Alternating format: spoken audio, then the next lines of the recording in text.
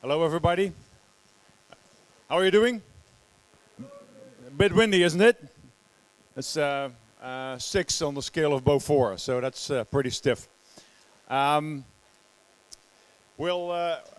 keep it brief. We'll have a very interesting presentation, as it looks like right now. Attitude and action at KPN, incumbent provider in the Netherlands. You already know that. Jaya Baloo has recently been appointed Chief Information Security Officer, so we'll hear all the goodies.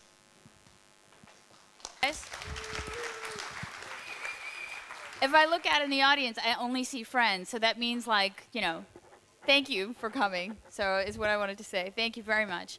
So, is that me? I don't know if that's me. Is that me? It probably is me. So, really what I want to talk about today is what's happened, why are we here, what's different from the KPN you knew or you thought you knew to what we think we're doing today. So I just wanted to talk about that. So why are we here? It's basically because KPN got quite hacked last year. There was several events.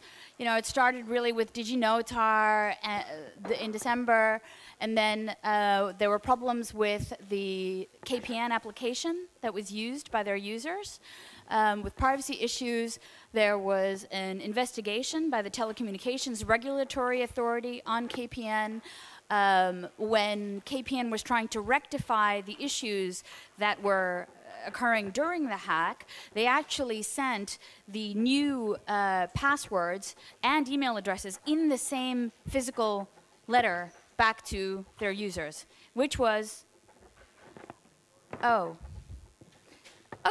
which was unhandy in the least. I'm just going to go on because I don't want to eat into the next speaker's time.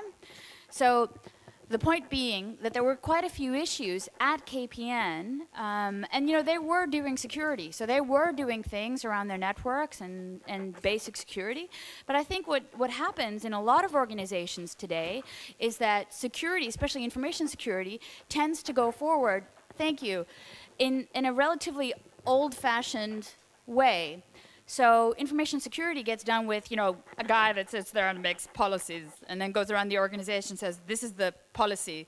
So please conform to the policy unless you have a business reason not to. And then you've got to tell me why you're going to exclude yourself from the policy and then go ahead. Because the business has evaluated the risk somewhere, found it better to accept that risk and carry on with their business than to conform to the security policy. How many of you guys recognize that? All right. So, not unusual. You know, KPN was not the only company that was doing stuff like that. The problem with that, though, is that you have a business of layers. The CEO isn't the dude that's accepting the business risk. Who accepts it at your company? Anybody who raises their hands. Who accepts that business risk at your company? The engineers. Anyone else? The what? Management. Well, okay, that's unusual, actually, because usually it's like somewhere in the management chain, there might be a manager that says, too expensive, not interested, no time, other priority, blah. But what the point of that is that risk acceptance happens really low in that chain, in the food chain. So that means the top management has no clue. They've had this risk acceptance happen. They don't know about the actual danger, and then you have shit like this. By the way, does anyone object to profanity? Because there's going to be a lot of it in this talk. All right. All right. So the next shitty thing that they had was this. How many of you guys heard about the baby dump stuff? All right. It wasn't their fault.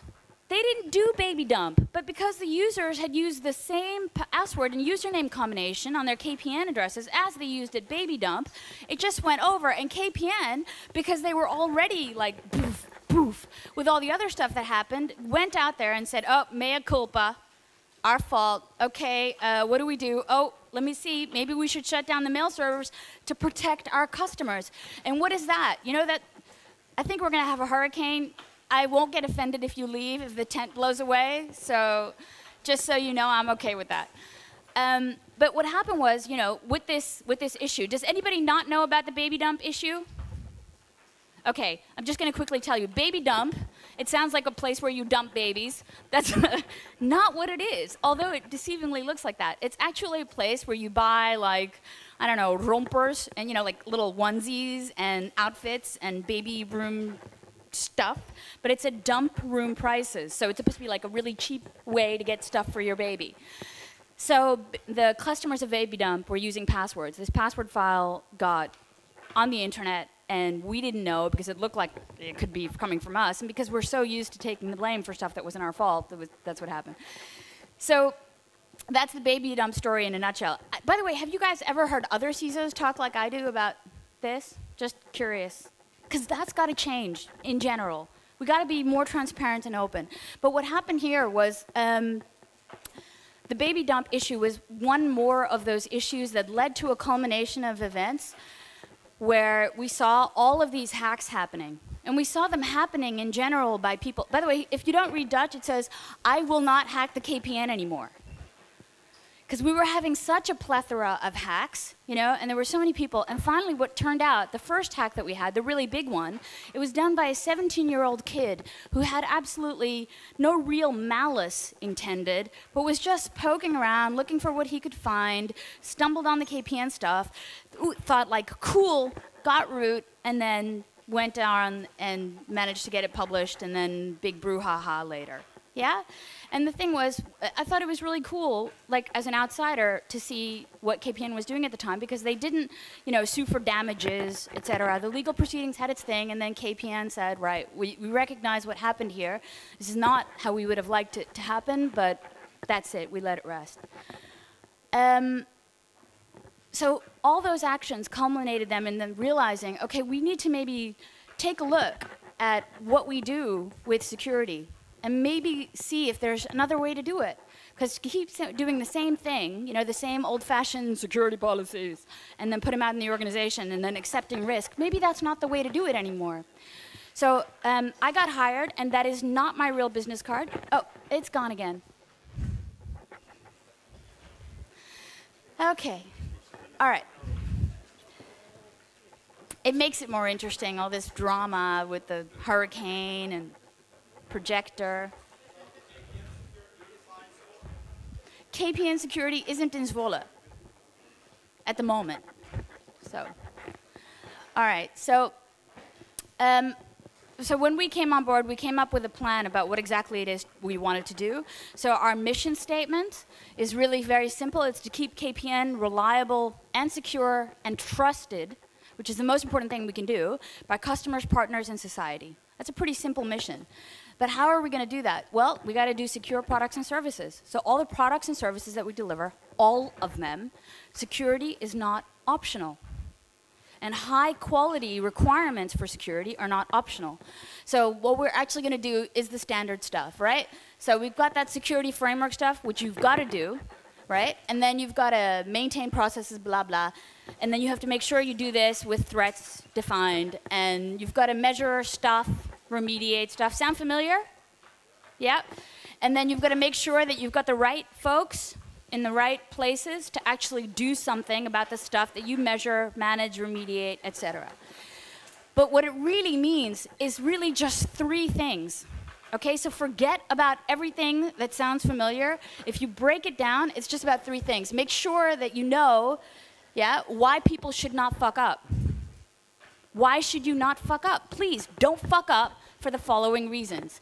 Then, when you've maintained like that attitude that everybody realizes what happens if they fuck up, then you can say, all right, I'm going to now look, are they fucking up?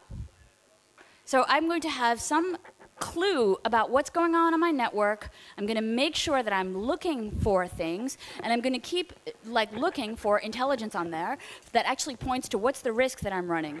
And then finally, I have to build out my security capability, so when I've told them something and I'm looking to make sure that they're following it, that finally I have some capability to actually fix it and do something about it. And preferably, yep. That's a time bomb, and oh, actually,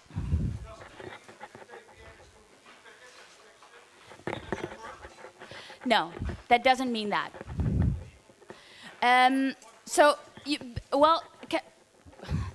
What it means that we do normal network security inspection that you normally need. So whatever firewalls do by themselves, they do. Whatever routers do by themselves, whatever IDS devices do by themselves, what standard security products do by themselves, they do.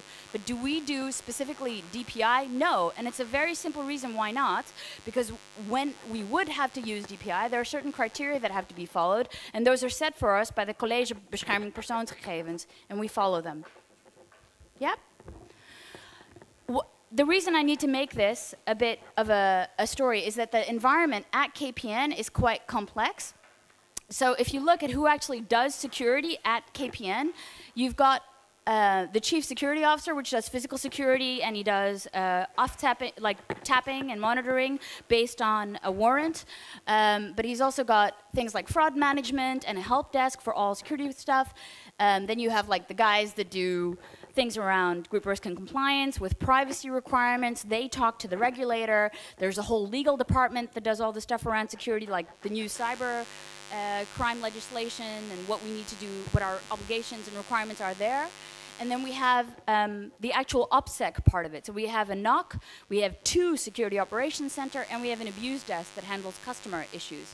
So we've got a whole bunch of stuff happening at KPN, which makes this landscape quite complex. And really, you can imagine, we're these guys in the middle of the whole thing, and what we just do is information security and business continuity. So in order for us to do that, we've set up a new team, and this team is 7 months old. And I'd like to really know if any of you have a similar thing like this. But what we're doing is we're trying to follow the security life cycle.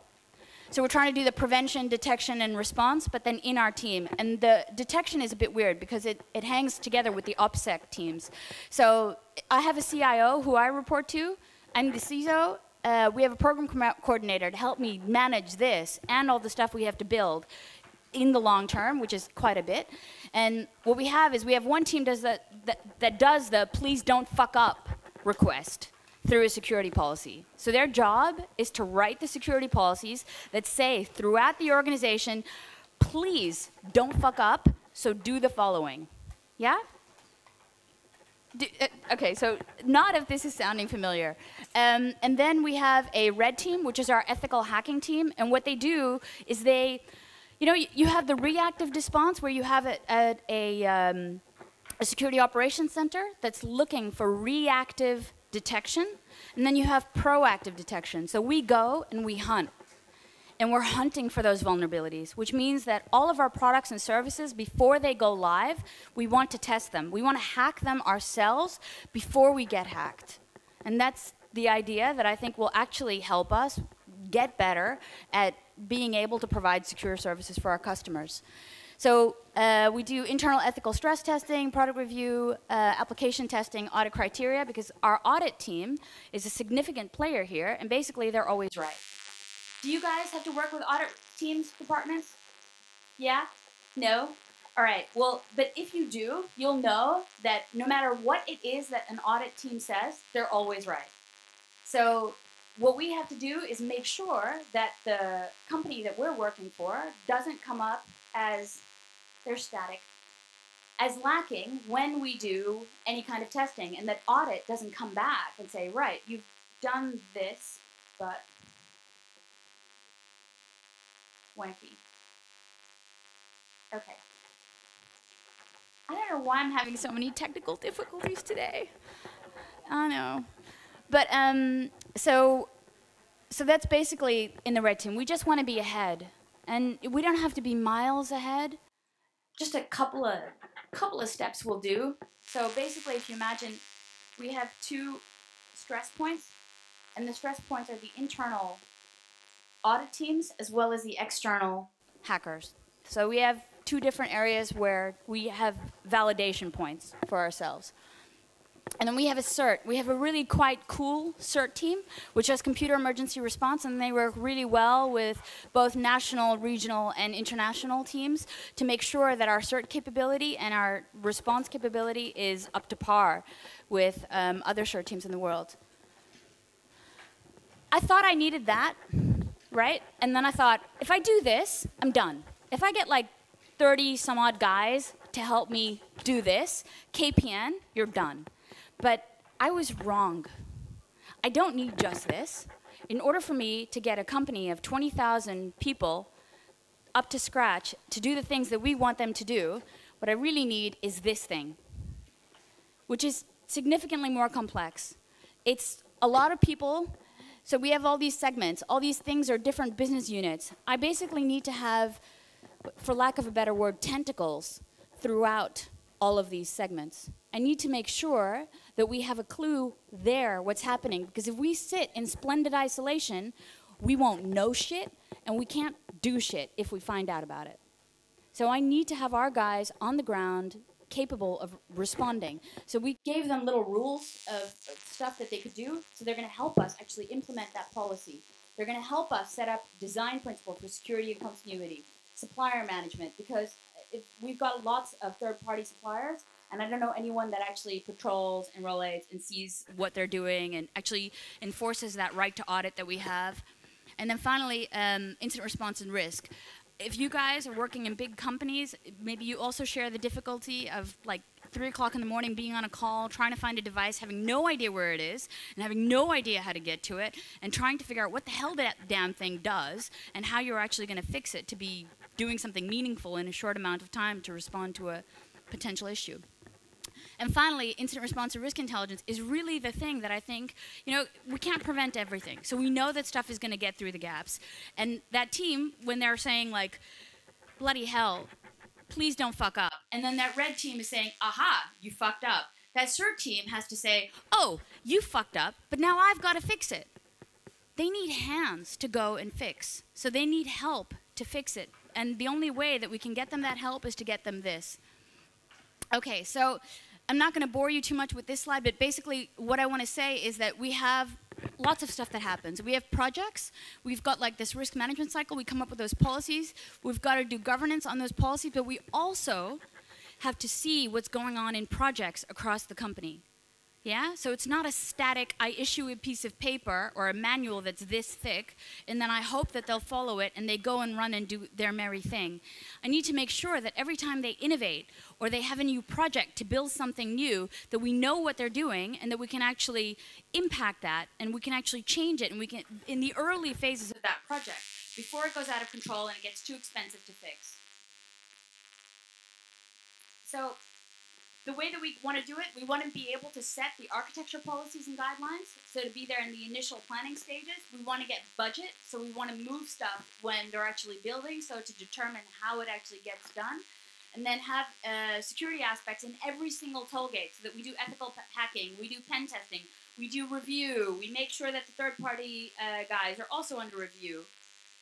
And then we also make sure that our security teams, which you saw in the previous slide, actually are enabled in the run phase to fix things that they see in production.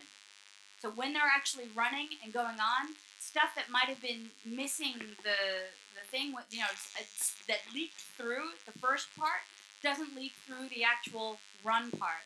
So that's the goal there. And finally, and this is a new thing, we get to affect and impact bonuses of top management. So how many of you guys have a way to control your top management so that if security is a problem, that you can stop your managers from getting their bonus? Anybody? So your CEO, oh.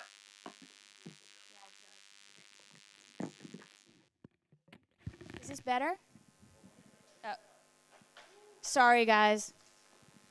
So what we want to do is basically say that you won't get paid your full bonus if you have not helped solve security issues or actually caused one, which I think is still quite new.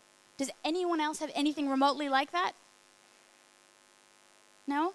I want a reality check every now and then. The thing that I've told top management, oh God, sorry. The thing that I've told top management is that we want a joined-up approach. So even though we have all these segments, we want security to go seamlessly through all those segments to make it one single path across the entity. So when departments depend on each other, it shouldn't be that stuff falls through the cracks, so that we have a joined-up approach all across the way, and that is supported by the senior management. And the same thing for when we do prerequisites for key strategy and implementation projects, that we have them involved in, you know, awareness activities, that they're going to be there at the strategic meetings, that they come with their little face and go, yes, I support this, thank you, CISO, that kind of stuff. And that they like come to our SOC and do a visit, that they actually have an idea about what we're doing and they're involved and they approve and they give us money to do more stuff. If you don't get this stuff in place, you can't basically promote the stuff you're currently doing, but you also can't build on it. One thing they always ask is, okay, so I'll do everything you said. I'll reorganize my organization. You'll get to have security people in the segments. You'll get to have control over a security project budget. You'll get to be able to do all this stuff. But tell me then, when will I be secure? Like, at what point in time am I now considered secure? How many of you guys get that question? All right.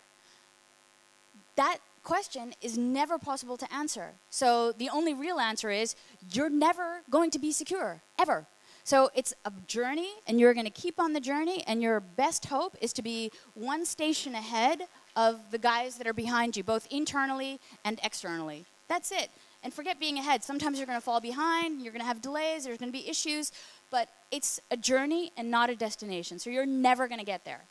And if you have that realization, then you need to do the following things. You need to make sure that you can build this continuous improvement. Yeah, so never think you're going to be okay, but make sure that you keep building in new ways to get better. Develop an awareness plan once, but then keep doing it. So it's not good enough today to develop some sort of like kosher awareness plan. Everyone has these wonderful ideas and spends lots of budget on, you know, like those trainings that everyone has to mandatory do and stuff. I don't believe in them. I don't. And I don't think that there's one kind of panacea to solve the issue. So if you're going to do it, you have to keep doing it forever and ever and ever. So there's got to be a smarter way to do this. And then finally, make sure that you can't find what you're not looking for, right? We all agree with that? So make sure that the stuff you're looking for gets changed, that you keep changing your filters, your IDS filters, your monitoring requirements at your network, your logging places, the instances of where you log, what you log, how you look, where you do analysis, whether you have external review of your own pen testing activities, but make sure you shake it up. Don't do the same thing and don't keep doing the same thing. So, and that's a fundamental part of that capability. So if you develop the capability, you've got to keep improving it. So if you have security people, and if you guys are managers in the room, keep investing in your people. You know, if time is tough and you have to choose between a new IDS system or sending them to a conference like this, send them to a conference like this.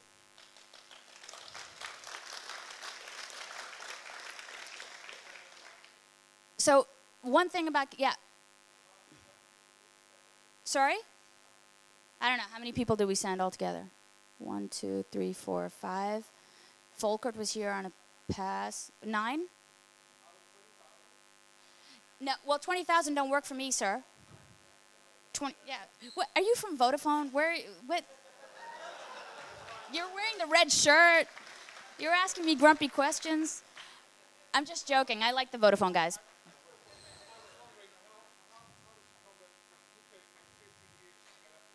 I don't know. I wasn't there.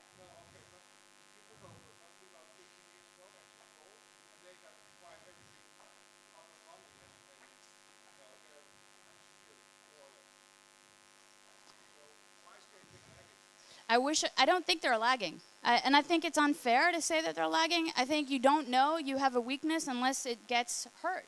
And I think they were doing their best with the resources they had. You know, here's the deal. And this is now completely veering off my talk, and I'm going to get on my little soapbox. So forgive me, because the expression of the opinions that I'm expressing are my own. So I'm not KPN. So I believe the following. We trust hardware and software vendors to give us stuff. We all do. Everyone in the room does. A commercial company that's there has to trust the guys that are giving them stuff to give them, the country, a service with a certain degree of requirements. So when that is the case, I think it's quite evil to hold the company that's delivering the service responsible for potential weaknesses or vulnerabilities that may exist in hardware and software products. I think if we're really serious about security, don't bust my balls at KPN, but take a look at hardware and software manufacturers and get them to do their job straight, because we just buy the shit.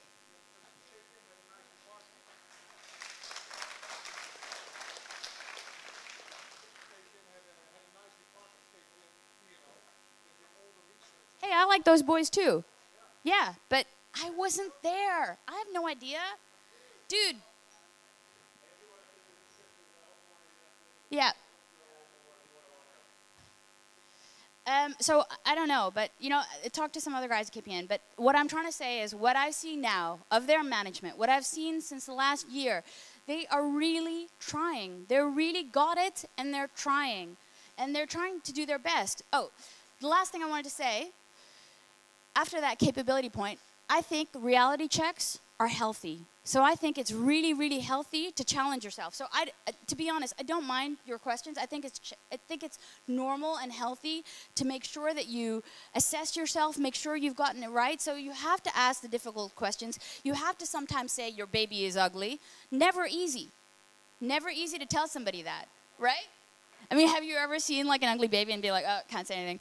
But you sometimes have to take those difficult things. You've got to talk about it. You have to be open, and you have to be able to have a good response. Otherwise, you should do something else, right?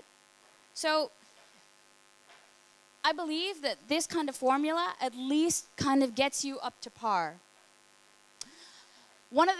So the first part was about attitude. It's about beliefs. It's about how we think the world should change. Great. But so what we've actually done in the last 10 months, part of that problem that I was telling you about, right? Don't fuck up. That problem is a generic problem we have across the industry. Because the minute you tell people how not to fuck up, the minute you've written a security policy document, it's old. Stuff changes. So that means your document has to be alive. It also has to be detailed, because you need to be able to tell the guys that are actually building the stuff what kind of key length do you want? Which hashing algorithm are you going to use? What's your preference for which version of what? You know, you really have to be quite specific for it to be usable. But the minute that you're specific, that document is useless. Yeah? So you've got to keep improving on your ability to do this if you want to tell people appropriately and carefully how not to fuck up. Yeah? Agreed? Okay. So we're building a new one of those. One of the things that we did since January of this year, because that awareness thing, we usually, like most companies, all the companies I've ever worked for, get awareness programs by the following. When you join the company or at some point in your lifetime in the company, you've got to complete 10 courses, mandatory. If you don't complete those courses, your boss is getting an email and he's going to say, why did you not complete the introduction to electrostatic discharge? You know, some sort of nonsense bullshit like that. So, although electrostatic discharge, not nonsense bullshit, we should all complete it. Everybody needs to complete those, you know, clean room and all that. But you do get those mails, right? We all get those mails. So the point is that that maybe is not the best way to do it, to just have to do those mandatory trainings that are about electrostatic discharge. I think there might be a more living way to make security relevant and come alive for an organization.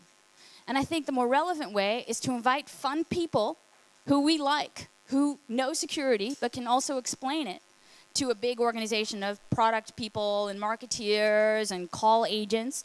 And those people, so every month we invite a guest hacker. We call it a guest hacker at KPN. So it's the guest hacker program.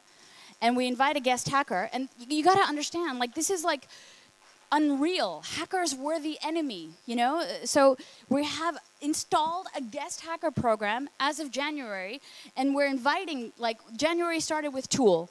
Tool came over to explain how physical security could be defeated and compromised, and how you shouldn't put all your eggs in one basket when it comes to that, and how important it is, because, I mean, that's how we secure our data centers. So, and we get quite a big turnout. You can't see it from this picture.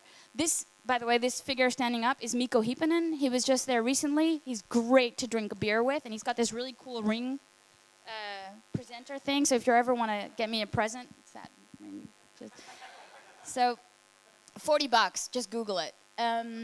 So, yeah, I'm cheap. It's fun. So anyway, the point is that we do that, and it's a huge success for an organization, a guest hacker program. And that's my boss's boss, yeah?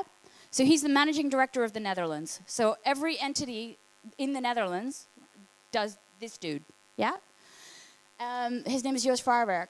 And we started a weekly risk intel from last year. So every week, the guys make a risk intelligence report. Because one of the first things he told me when I joined the company was like how hard it is for him to actually know what's really at the detailed level going on. You know, change the area where that risk acceptance happens so that it happens at senior management. Senior management is totally committed, but in order for them to actually have that commitment and do something about it, they also have to have a clue about what's going on in the company. So we give it no holes barred, we tell the unvarnished truth, and we do it in two sections, a classified section and an unclassified section. Classified section is for his eyes only, unclassified goes through the entire company. It's weekly. It's 5 items, classified, unclassified. Initially, we were doing it in an MP3, so he could listen to it on his iPhone on his car ride home every Friday. I thought that was neat, but he never used it, so he was just reading it all the time, so fine. So now we do this. But if you guys want to do it in your own company, MP3s, because it's great, and you know, CEOs, they love gadgets, little clicky, pointy things. iPads, there you go. So, and one of the other things that we did is we have a very cool security operations center. Woohoo! So we have a very cool security operations center. We have 2 of them actually, because we thought they were so cool that, you know, 2. So, yeah, so we have an internal one and an external one. And what we did is we defined the growth path for the internal SOC. And in terms, it's not just the growth path in terms of technical capability, it's also a reach in the organization. Like, how many parts of your network can you look at? Where can you look? What do you look for? So it's to expand that reach, that global reach in your organization, and to have technical capability. So it's on 2 tracks. So if you imagine it's happening on 2 axes, and in order for that internal SOC and external SOC to be able to work together, we made a set of SOC principles. And it's basically to make sure that we get to do all the fun things we want to do, like comprehensive intelligence, etc. The other cool thing we did is we worked with the community to do responsible disclosure. And I'm super proud of that because our guys, they support this. We've had a number of them actually be really successful. And here's a picture of our guys talking at Hack in the Box. And we were there as well. And to thank them, we gave them a T-shirt which said, "I hacked KPN, and all I got was this lousy T-shirt." And they were totally happy. But we worked with them from the beginning of the process. So when they found the hacks on our modems, they came to us. They talked to us. We were not scary. We did not want to prosecute. We just wanted to know, what'd you find? How'd you do it? Cool. All right. So what do you suggest? And we worked with them to go fix it and to make it better and to improve the situation. And they're happy. We're happy. They publish. We support. Yeah? And that should be how it always goes.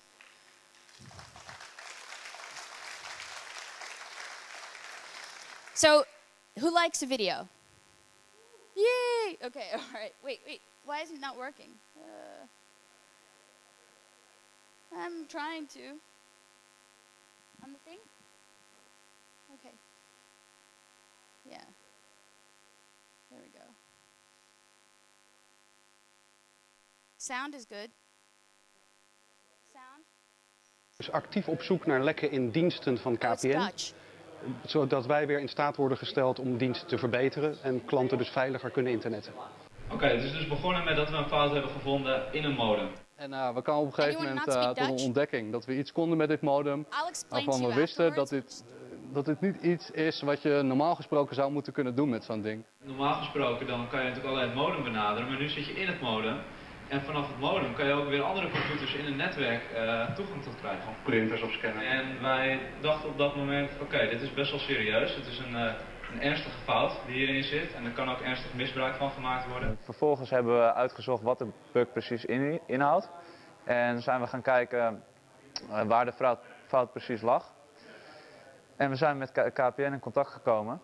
In ons geval is het vrij onschuldig motief, maar Je kan natuurlijk ook een kwaadwillend motief hebben. Ja, wat zijn eigenlijk nou de gevaren van een hack? Hè? Wat kan er nou gebeuren? Stel je bent een dienstverlener als KPN en al jouw abonnees kunnen 2 dagen lang geen gebruik maken van internet. En dat is ten eerste een enorme imagoschade. Maar ten tweede heel vervelend voor iedereen die gewoon wil internetten, want dat moet gewoon werken. Dus we waren toch wel bang van ja, het is KPN, het is een groot bedrijf. Misschien begrijpen ze niet helemaal wat onze boodschap is en hoe wij hun willen helpen, zeg maar. Misschien zien ze ons als kwaadwillende of denken ze dat wij hun willen afpersen. Je ziet dus ook vaak in het nieuws dat mensen een bug melden en dat ze vervolgens toch opgepakt worden. Omdat ze of te ver zijn gegaan met het testen van de bug of toch daadwerkelijk informatie hebben opgevraagd wat ze niet hadden hoeven doen om de bug aan te tonen. Netjes in een gecrypte mail kregen we de vraag, stel dat wij iets gevonden hebben, wat gaan jullie dan doen? Gaan jullie naar de politie? Maar ja, dat bleek dus helemaal niet zo het geval te zijn. KPN die stond echt open voor onze feedback en wij voor die van hun natuurlijk. En zo zijn we samen tot een oplossing gekomen. Wat in deze situatie bijzonder is dat er voordat er contact is gezocht heel grondig gedocumenteerd is wat het probleem is en wat ze precies hebben gedaan om het probleem te ontdekken. Wat ons in staat stelde om echt het te reproduceren. Het is natuurlijk ook een stukje verantwoordelijkheid wat vanaf 2 kanten komt. KPN als entiteit zijnde moet hun netwerk garanderen en beschermen. En professioneel zijn. En vanaf onze kant, wij moeten ons ook gewoon een beetje inhouden als we zoiets vinden. Hebben we dan deze bugs gevonden en wij zouden bijvoorbeeld daarmee al aan de haal zijn kunnen geweest en al die modems in Nederland hebben overgenomen. Als KPN zelf zijn we actief op zoek naar beveiligingsproblemen in ons netwerk. En het leuke is dat we nu van buitenaf ook aanwijzingen krijgen over problemen in het netwerk.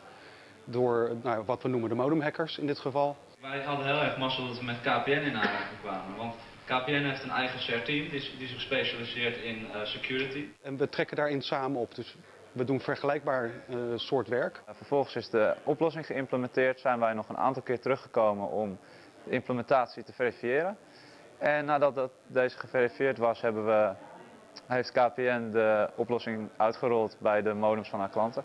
KPN omarmt de ethical hackers eigenlijk. Hè? Dus ze zijn heel blij met ons werk en wij zijn heel blij met hun samenwerking. Ja, ik denk dat we op de goede weg zijn, of KPN in ieder geval. Bedankt.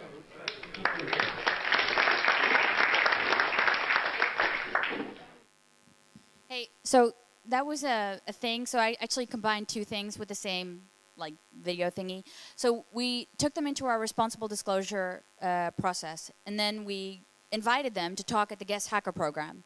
So that's an example also of the guest hacker program. That's all we do. We just talk to guys who are in the community, who are in the field, and it's not just the Mikko Hiipanens of the world. It's also just the regular guys who interact with us and talk to us. So the only thing I want to say about the guest hacker program is it's just a way for people to come talk to us. That's it. And we really, it's not too much more complex than that. So if you found something, or if you think you found something, or you just think we're evil, whatever it is you think, come talk to us and let us work with you. That's all the request is. That was an example before of how we work within the community. This is an example of how we work with the authorities. And have you guys heard of Operation Cyberpaint? Yeah? So for those of you who haven't heard of Operation Cyberpaint, it's basically a paintball competition. I know you've heard of it. You didn't put your hand up, naughty person. But the girl who did not put her hand up made the shirt that said, "Women in cybersecurity, we paint your balls." I thought that was awesome. That was so cool, Iva. So anyway, the point is that Cyberpaint was a way for hackers and the authorities to basically fight it out with each other, to stop the disagreements they had on Twitter and to basically get in on it during a paintball session. So they just paintballed each other. And I can tell you, those little, I couldn't say that word, but it was a really bad word that I was going to say. They hurt. They really, really hurt, those little paintballs. It was really, ow. So very effective. And we also cooperate with the authorities in just such a manner. We cooperate with them regularly, intensively. We talk to all of our people who try to help us because ultimately I think we all have the same goal. We all want to protect the people that use the services of KPN. That's it. The authorities want the same thing as we do. We just want to make sure that there's a free, fair, and fun internet that everyone has a right to use and play with. Oh yeah, I forgot to mention one thing. So the guys that created CyberPaint and run it, they didn't at the time, but now they both work for our team. So I'm holding it up as something we do, when in fact it wasn't something that we did, but we thought they were such cool guys that we asked them to do this. Let me just press play. There's another little 2-minute video. Anonymous, ethische hackers, het cyberkorps van de politie en andere beveiligingsexperts. In de digitale wereld zijn het vaak elkaars vijanden en hebben ze nauwelijks contact. Dus was het tijd voor een ontmoeting in real life, vond een van hen. Dat gebeurde op een paintballbaan. Gelukkig ben ik iedereen nu al kwijt. Vandaag hier geen DDoS aanvallen, maar gewoon aanvallen met verfballetjes. En dat is echt niet alleen omdat het gewoon heel erg leuk is. Oh, achterin, hè? We proberen vandaag iedereen uit allerlei facetten van internet security bij elkaar te brengen. Ik hou me bezig met de bestrijding van cybercrime. Ik ben hacker in mijn werk en in mijn vrije tijd. Ethical hacker binnen KPN. Ik ben een hacker. Ik behoor tot de mensen die de beveiliging proberen te regelen. We proberen dus uiteindelijk in een gelijkwaardig speelveld iedereen tegenover elkaar te zetten. Met elkaars ideeën, idealen, achtergronden en dat soort dingen. En lekker proberen uit te vechten en fysiek de argumenten aan te laten komen. So the guy that you just saw talking is in tent 2. He's also giving a talk right now and he now works for KPN. Volgens de organisatie praten de verschillende groepen te weinig echt met elkaar. En zitten ze vooral op eigen fora. En dat is zonde. Binnen het IT-security veld heeft iedereen goede bedoelingen. En we kunnen op een sportieve manier kennis met elkaar maken en van gedachten wisselen. En het is goed om de partijen bij elkaar te brengen op deze manier. Nou, volgens mij is het heel uniek. Ik heb nog nooit van zoiets gehoord dat al deze geledingen bij elkaar komen om elkaar eens te beargumenteren met paintballs in plaats van met woorden of computerprotocolletjes. Maar er werd niet alleen met verf geschoten. Daar gaat het vrije internet. Moet je terughacken wel of niet toestaan? To DDoS or not to DDoS? Het kwam in een paneldiscussie allemaal aan bod. Dat lijkt me een heel zwaar dilemma. De dialoog tussen de verschillende partijen was er dus zeker. Al draaide deze dag toch vooral om één ding. Volgens mij moet je gaan paintballen. Ik ben wel eens weer aan de beurt, geloof ik. Wie wil je gaan raken? Iedereen. Succes. Dank je. Dat was het voor nu. Je hoort ons elke... So, on that note, this is, I think one of the fun ways how we cooperate with the authorities. I don't think I have that much. Great, okay. So, remember what I said? I think it's really healthy to get reality checks. How much time do I have left? Oh, okay. So we benchmark with other telcos through the ATIS forum. We do with other ethical hackers. We try to sharpen our skills. We're not there yet. We're building a team. The team is 7 months old. But in the first round, they placed in 4th place. In the second round, they placed in 1st place, defeating the world champion, at least for that round. And they're off to the 3rd round, so we'll see how they do. It's a small team. And everybody in the team, close your ears. But, maybe they don't win. But they, for me, have heard they have to win just to kind of prove, you're here, so show me the stuff. But I think it's good to set some aggressive goals. So the first team has to, finish the security policies. The second team, the ethical hackers, they've got to win the Cyber Olympics. And that third team from me has to write an annual report about the state of security and the incidents that we see from KPN. So they've all got aggressive goals for this year in order to do, but they've got some time. The final reality check is, what we do is not KPIs, but KSIs, key security indicators. And I think there's a lot of ways to have, again, a healthy reality check. Like, am I doing the right things? Am I really doing what I promised? And is it actually leading to any form of better security? Because we all do stuff every day, but does it actually work? Does it actually make us more secure, less resistant, or more resistant for fraud, and make our customers happier? And I think that's got to be things that we can test. So under all those things that we've talked about before, I've got a whole set of criteria. I'm not going to go through them now, but the thing will be available. So if you ever get really, really bored, you could see the presentation. But for all of those things, I think it's really important for security organizations to really be quite brutally honest with themselves and see if they are doing those things. I didn't want to stop the presentation without doing this, so I'm just going to quite quickly tell you what I really worry about. So for the next 6 months, what I think that we should all be keeping an eye on, and me specifically, are the following. The expansion of opportunistic hacks. So really, it's about examining that perimeter and making sure that it is intact. And I think for us, that presents a significant problem simply because the perimeter is so large. It's an extensive set of addresses and networks and services and products to manage. And you have to tie them all back to each other in some rational way and make sure that you're looking for the goods. Yeah? So that's quite difficult. DDoSes. Nothing really new, but I don't think we've seen the last of it. So I think the increase in DDoS and the lack of really, you know, foolproof anti-DDoS, because anti-DDoS is like travel insurance, you know? You don't always need it, but you need to kind of have it, and when you need it, it better work, right? So these kinds of things are really difficult to get right, and we see it happening and failing in multiple places. So I'm really quite scared about this kind of stuff. Cloud migration and data attacks. We're basically creating lots of very interesting honeypots. Some of them are global and transregional, and other ones are just national. But in any case, lots of areas where you consolidate all kinds of interesting traffic without necessarily looking for the security issues that could happen on them, just present problems. New attacks through old techniques. If you heard my colleagues talk on the LTE stuff, what you're really hearing is that attacks that we already know about are happening on newer technologies. I think we're going to see the same thing. And right now, what we know about IPv6, a lot of the stuff we already knew during IPv4. So, you know, we're talking about flooding of the IPv6, whatchamacallit, agent that actually gives you your IPv6 address. So it's the same kind of, sorry? Thank you. Of course, you're going to know this, Ilyich. Of course you are.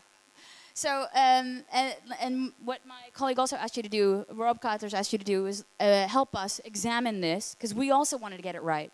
We are dependent on vendors to implement these new technologies, yeah? Old attacks are coming back, so let's make sure that we can work them out, and we can do it with your help. Okay, mobile diversity-based attacks. You know, there's client device diversity, but there's also like, there was this one company that I really had a lot of hope in. It was called 3LM. Google bought it when they bought over Motorola, but they stopped it. They killed it for some reason. It was called the 3 Laws of Mobility. Did anyone hear about that? It was really neat. If you're bored, check that one out too, 3 Laws of 3LM. But they were doing different mobility security on different areas. So it was going to be awesome if it ever launched.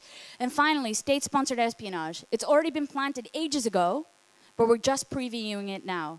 And here's the deal with state-sponsored espionage. If I am really worried about foreign countries tapping KPN, I think that I need the help of the cooperation of the authorities to help me figure that one out. Because if they really want to tap us, they will, right? So I don't see it as solely our responsibility to be able to prevent this, but I will more than happily work with anyone who can guarantee the privacy and the secrecy of the data that we have and we protect for our customers, yeah? And that's where I see my responsibility. I'm gonna stop here. And I don't know if we have like a minute for questions. Well, thank you, JF, for your very candid and inspirational and I was going to say refreshingly candid. So we can take 1 or 2 questions, but will we be at the Media Cafe afterwards? Okay, so we can have 1 or 2 questions right now, and then we'll move over to the Media Cafe, make space for the next presenter here. So you were talking about protecting the perimeter, and I was wondering if a huge organization like KPN really knows what is his perimeter, or are you still figuring it out like the Dutch government is still indexing all the websites and all the internet exposure they have because it's so huge? And I was wondering, do you have a clear view of what's really your perimeter you're protecting, or are you still inventorizing? Like I said, you don't know. You can't look for stuff that you don't know about. So obviously, the engineers at KPN are dealing from a presumption of a certain what's the word, a uniform basis that we do know what that perimeter is. But they're like every other company, you know, a company evolves organically and orgasmically. I don't know what the right word is here, but it keeps evolving, yeah, and it keeps evolving in different areas. So of course it's possible there are parts of the perimeter that you don't know about, but I don't think that's any different than any other large company or any other large telco or any other large network. So yeah, it's still a worry. Okay, thank you. There's room for one more question at this time. Yeah, let's have it over here, and then we'll wrap it up. You talked about how you handle security issues from outside, basically by responsible disclosure. Talked about lots of policy and technical security, but I know my experience with reporting a security incident to KPN, just while you were in the process of adopting a responsible disclosure program, was that I was yelled at through the phone, and that's not it. I won't say it will always happen, but the question is, how did you get this big a change in also culture because it's not just policy getting yelled at, I hope. So how do you get to the change in culture that's necessary? When was this? Last year?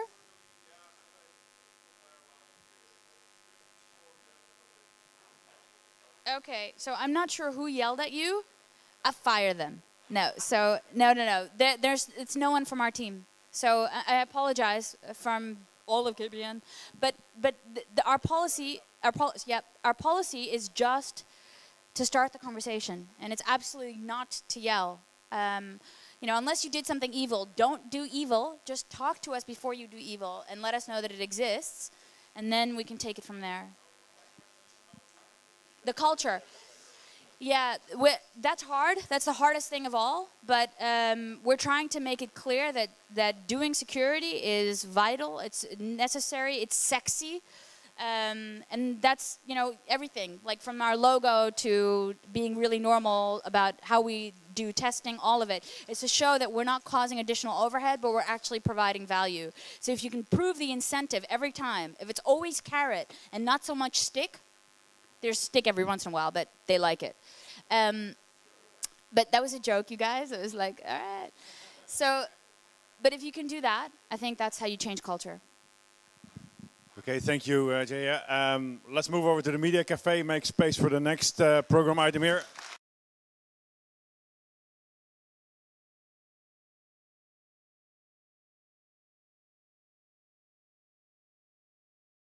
So it's supposed to be like a really cheap way to get stuff for your baby. So the customers of Baby Dump were using passwords. This password file got on the internet, and we didn't know because it looked like it could be coming from us, and because we're so used to taking the blame for stuff that wasn't our fault, that's what happened.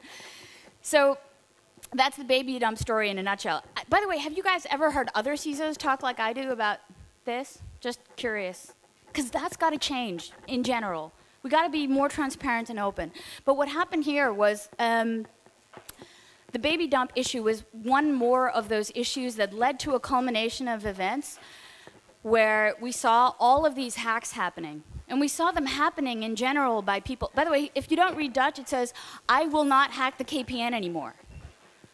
Because we were having such a plethora of hacks, you know, and there were so many people. And finally, what turned out, the first hack that we had, the really big one, it was done by a 17-year-old kid who had absolutely no real malice intended, but was just poking around, looking for what he could find, stumbled on the KPN stuff, thought like, cool, got root, and then went on and managed to get it published, and then big brouhaha later. Yeah?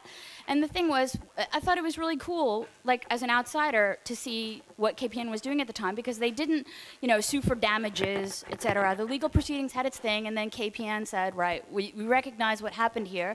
This is not how we would have liked it to happen, but that's it, we let it rest. So all those actions culminated them in them realizing, okay, we need to maybe take a look at what we do with security. and maybe see if there's another way to do it. Because to keep doing the same thing, you know, the same old-fashioned security policies, and then put them out in the organization, and then accepting risk, maybe that's not the way to do it anymore. So I got hired, and that is not my real business card. Oh, it's gone again. Okay, all right. It makes it more interesting, all this drama with the hurricane and projector. KPN security isn't in Zwolle at the moment. So, all right. So when we came on board, we came up with a plan about what exactly it is we wanted to do. So our mission statement is really very simple. It's to keep KPN reliable and secure and trusted, which is the most important thing we can do, by customers, partners, and society. That's a pretty simple mission. But how are we going to do that? Well, we got to do secure products and services. So all the products and services that we deliver, all of them, security is not optional. And high quality requirements for security are not optional.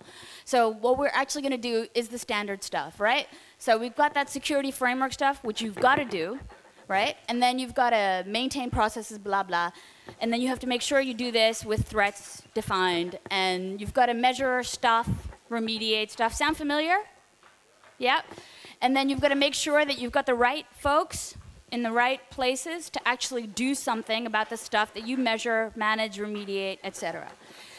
But what it really means is really just 3 things. Okay, so forget about everything that sounds familiar. If you break it down, it's just about 3 things. Make sure that you know, yeah, why people should not fuck up. Why should you not fuck up? Please, don't fuck up for the following reasons. Then, when you've maintained like that attitude that everybody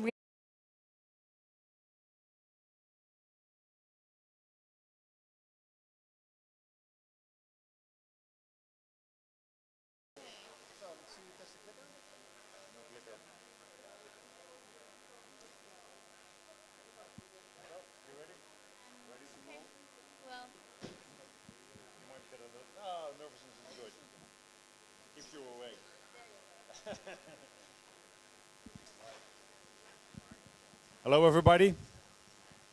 How are you doing? A bit windy, isn't it? It's 6 on the scale of Beaufort, so that's pretty stiff. I'll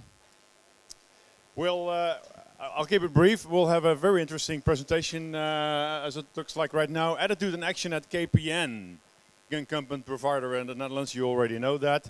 And Jaya Baloo has recently been appointed Chief Information Security Officer, so we'll hear all the goodies.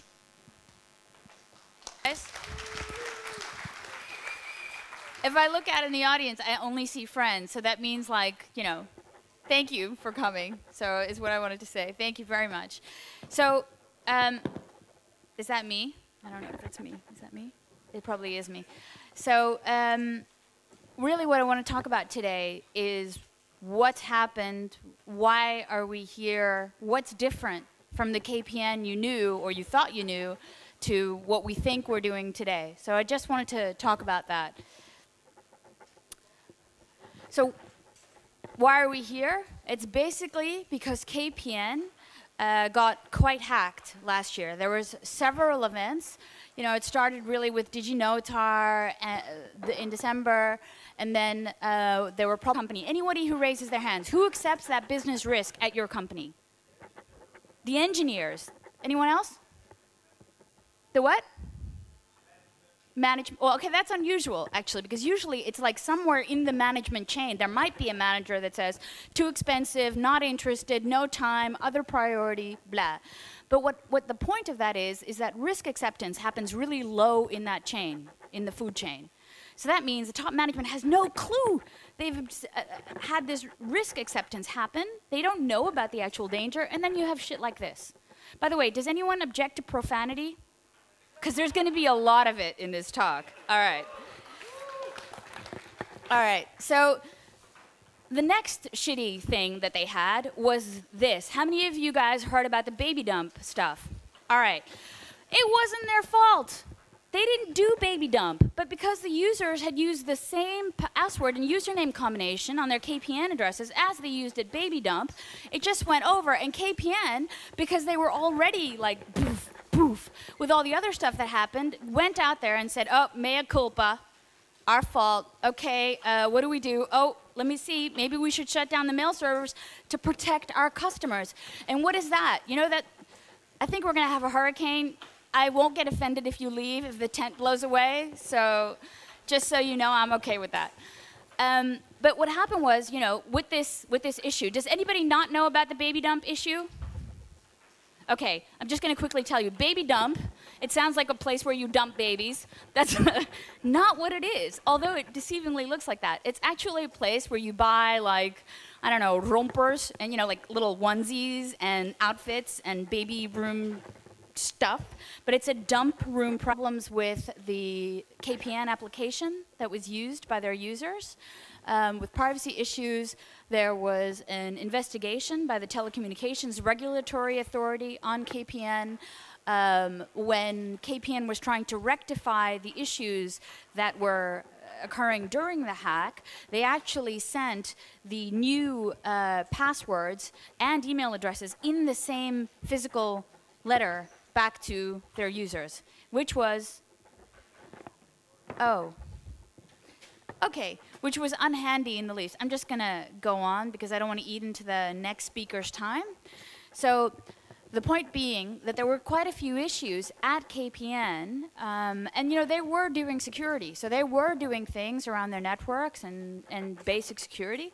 But I think what happens in a lot of organizations today is that security, especially information security, tends to go forward, thank you, in a relatively old-fashioned way. So information security gets done with, you know, a guy that sits there and makes policies and then goes around the organization and says, this is the policy.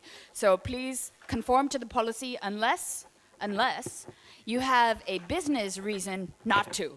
And then you've got to tell me why you're going to exclude yourself from the policy and then go ahead. Because the business has evaluated the risk somewhere, found it better to accept that risk and carry on with their business than to conform to the security policy. How many of you guys recognize that? All right. So, not unusual.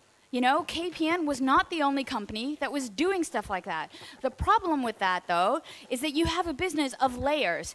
The CEO isn't the dude that's accepting the business risk. Who accepts it at your